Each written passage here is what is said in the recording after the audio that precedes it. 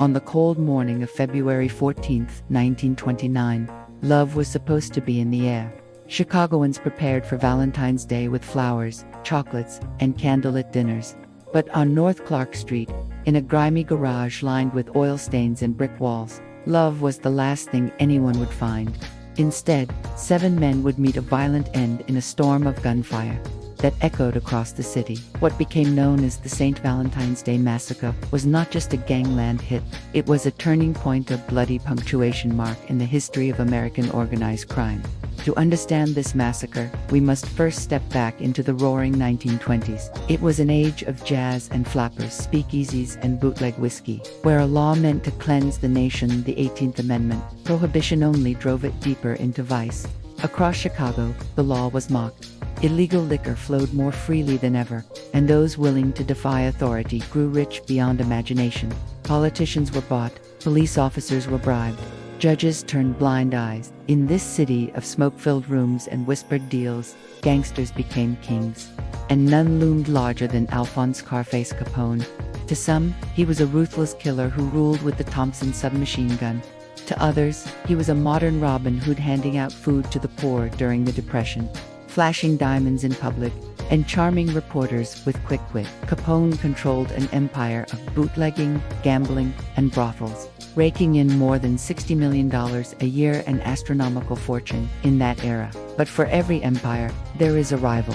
And in Capone's Chicago, that rival was George Bugs Moran, the hot-tempered Irish-American leader of the North Side Gang. Their war was personal, bloody, and relentless. By 1929, Chicago was a city at war with itself. Bombings, drive-by shootings, and assassinations were weekly occurrences. Bodies littered alleys, headlines screamed of mob killings so often that citizens became desensitized. But even in this violent era, no one was prepared for the horror that would unfold on Valentine's morning. Chicago in the late 1920s was a chessboard, and its pieces were armed with machine guns. The players were men like Al Capone and George Bugs Moran, leaders who despised each other, locked in a bloody duel for control of the city's underworld. Capone's empire stretched from the South Side into the very heart of Chicago. He was ruthless, but he was also strategic. He had survived countless assassination attempts, outmaneuvered rivals, and eliminated anyone who stood in his path. The Thompson submachine gun, nicknamed the Chicago typewriter, was his signature instrument of persuasion. But Capone was not just muscle. He was a businessman, a master of bribery and public image.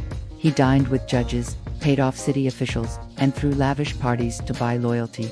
To many ordinary citizens, especially the poor who saw him handing out food and coal in winter, he seemed almost like a benevolent king. But those who crossed him quickly discovered the truth. Scarface had no mercy. On the other side of the city, Moran and the North Side Gang fought to protect their turf. Irish-American, brash, and hot-tempered Moran lacked Capone's polish but not his ferocity.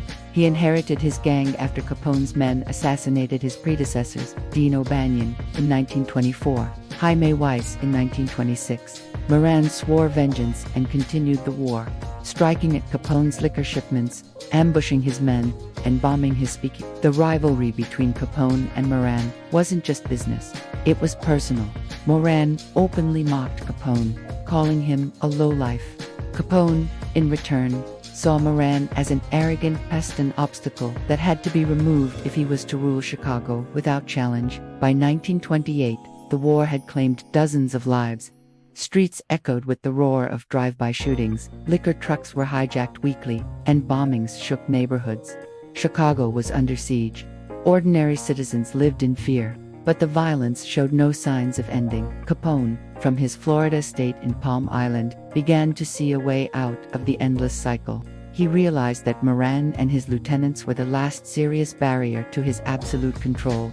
If he could eliminate them in one stroke, wipe out the North Side leadership in a single morning, then Chicago would finally be his. It would take cunning, deception, and brutality. And in February of 1929, Scarface Capone decided it was time to strike. If the massacre would read like a single, terrible sentence, its planning was the careful pen that wrote it. Capone did not act in anger. He acted as a strategist. He built a trap the way a general arranges an ambush. with bait, timing, disguise, and men who would not hesitate. For months, the war between the South Side and the North Side had been a grinding attrition. Bombs and bullets had taken men, ruined shipments, and emptied bank accounts. Capone wanted more than reprisal. He wanted finality. The North Side's leadership had to be broken, not slowly picked away but snapped like a brittle branch.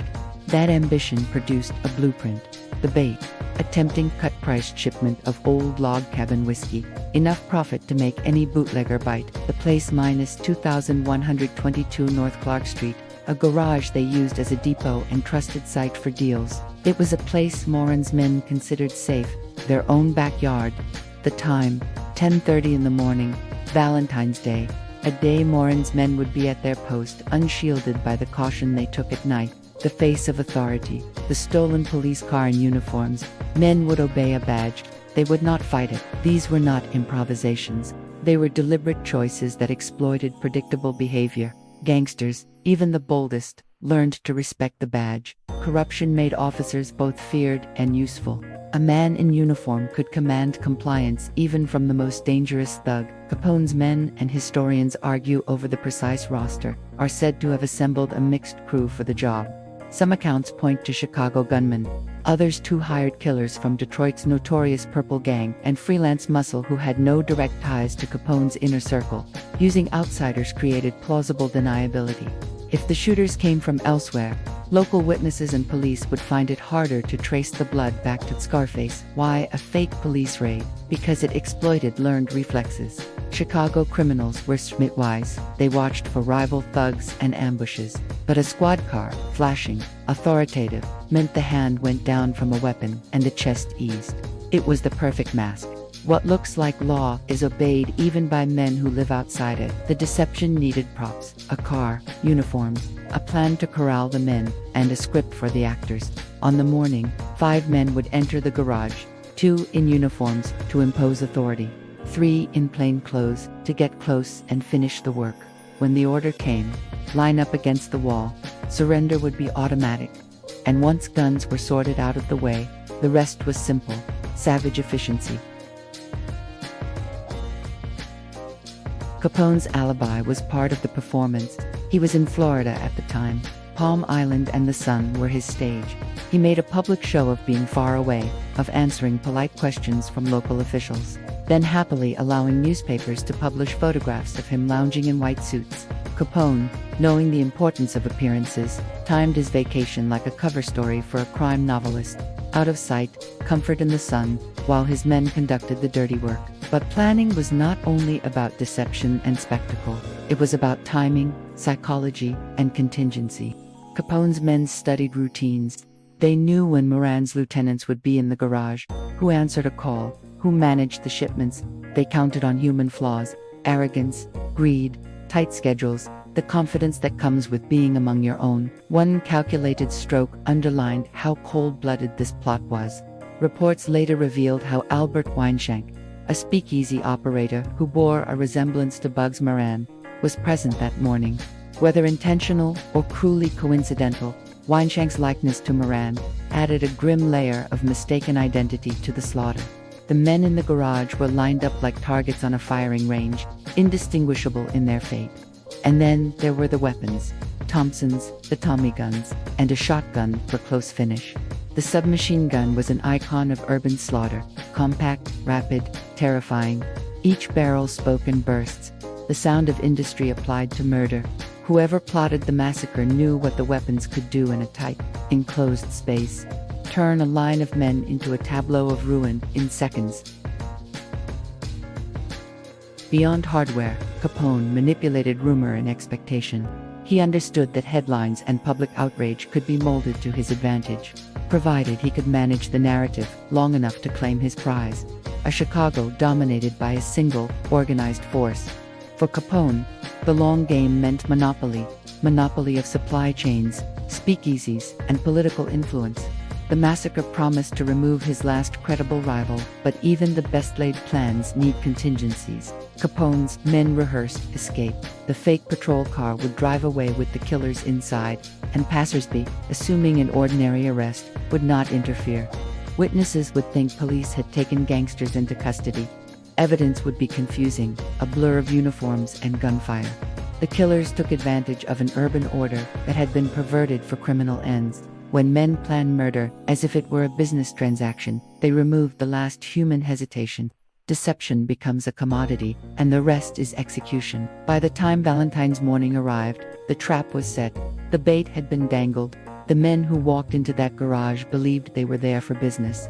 What they did not know was that they were stepping into history's cruelest theater. February 14, 1929. The morning was cold, gray, and deceptively ordinary. But on North Clark Street, at a modest brick garage, the day of love would dissolve into the day of blood. At around 10:30 a.m., Moran's men began gathering at 2122 North Clark Street.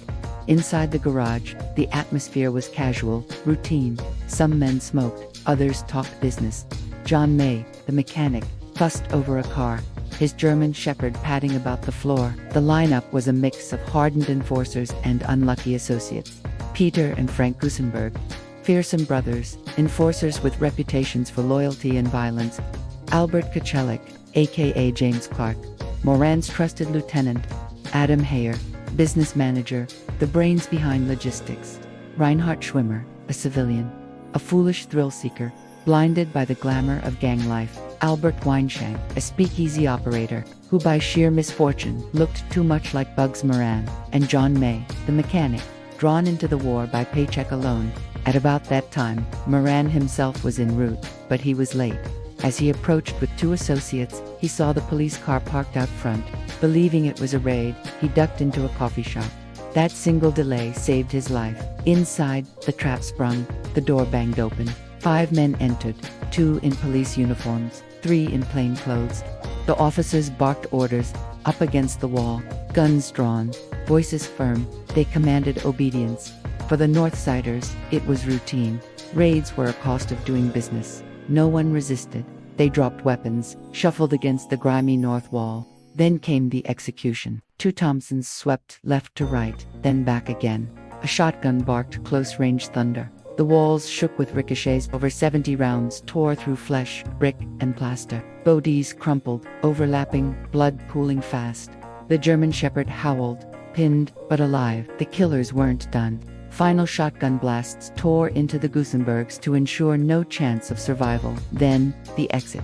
The officers marched their prisoners. The plainclothes killers, outside with hands raised, as if arrests had been made. Onlookers saw nothing but police at work. The gangsters drove off calmly in their stolen patrol car. Inside, silence, except one sound. Frank Gusenberg, riddled with 14 bullet wounds, still clung to life. Bleeding, gasping, he was found slumped among corpses. When asked by police, "Who shot you, Frank?" he whispered, "Nobody shot me," then died hours later. In less than 10 minutes, the balance of Chicago's underworld shifted forever. 7 men were reduced to corpses on a garage floor. One city's illusion of control crumbled into horror. The massacre was discovered quickly. The sight shocked even hardened Chicago police. Blood pooled against the wall, bricks soaked. Photographs taken at the scene circulated nationally. Front-page horror in a nation that had grown numb to gangland killings. This was different. 7 men, executed in cold blood, on a holiday of love. Public sympathy for gangsters collapsed. Before, bootleggers had been seen as colorful rogues, supplying illegal drink in a thirsty nation. Now, they were murderers. What had once been romanticized, the gangster as folk hero, now curdled into revulsion. The line between outlaw and butcher was clear. Authorities were forced to act. The Chicago Crime Commission labeled Al Capone public enemy number 1. President Hoover himself demanded action. The massacre turned Capone from folk villain to national menace, but law enforcement hit obstacles. No one could testify. Capone's alibi, sunny Florida, was airtight. Surviving witness Frank Gusenberg had taken his killers' names to the grave. No one was charged. Still, the massacre's weight lingered. It signaled the end of Chicago's gang wars. Bugs Moran's organization never recovered. Capone's outfit reigned unchallenged. Yet the massacre was also the start of Capone's downfall. Federal agents shifted strategies. If murder could not stick, taxes could. Elliot Ness and the Untouchables began harassing Capone's empire, cutting profits, seizing shipments. IRS investigators traced undeclared millions. In 1931, Capone was convicted, not for murder, but for tax evasion. It was ironic. A man whose power was built on blood fell not to bullets, but to arithmetic. The massacre entered legend. The brick wall itself became infamous. Pieces later sold as macabre souvenirs. Museums displayed fragments, artifacts of slaughter. Films, books, and pop culture immortalized it, painting Capone as the Dark Prince of Prohibition, Moran as his fallen rival, and Chicago as America's crime capital. History often polishes brutality into myth, but the truth of Valentine's morning is simple. Men believed business would be transacted. Instead, they were executed against the wall. The massacre marked both the peak and the beginning of the end of Prohibition-era gang violence. It exposed organized crime's true face and galvanized federal resolve. The day still echoes, a love holiday eternally shadowed by one of the darkest crimes in American history.